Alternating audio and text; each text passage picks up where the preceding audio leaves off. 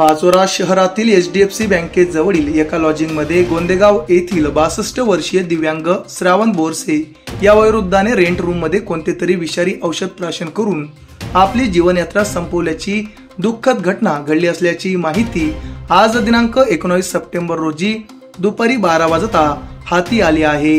पाचोरा शहरातील एचडीएफसी बँकेच्या शेजारी असलेल्या एका लॉजिंगमध्ये दिनांक 18 सप्टेंबर रोजी पाचोरा जवळील गोंदेगाव येथील सेवानिवृत्त 62 वर्षीय श्रावण बोरसे हे वयोवृद्ध 7:30 वाजेच्या सुमारास लॉजिंग मध्ये येऊन रूम बुक केला। पाऊस सुरू आहे, रात्रीच्या वेळी गावावर कसे जायचे असे कारण देऊन रूम बुक करून रात्रभर येथेच थांबले। तर आज दिनांक 19 सप्टेंबर गुरुवार रोजी सकाळी 8 वाजेपर्यंत रूमचा दरवाजा न उघडल्याने लॉजिंग चालकांनी पोलिसांना याबाबत खबर देत बोलावून घेतले। पाचोरा पोलीस तात्काळ घटनास्थळी हजर झाले आणि मास्टर कीचा उपयोग करून दरवाजा उघडण्यात आला असता दिव्यांग वयोवृद्ध मृत अवस्थेत आढळून आले।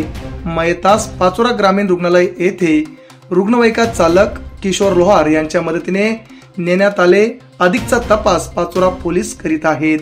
त्यांच्यावर गोंदेगाव गावात आज सायंकाळी 5 वाजेच्या सुमारास अंत्यसंस्कार केले जाणार आहेत। मयताच्या पश्चात पत्नी, 2 मुलं 2 मुली असा परिवार असून हा टोकाचा निर्णय त्यांनी का घेतला ते अद्याप अस्पष्ट आहे।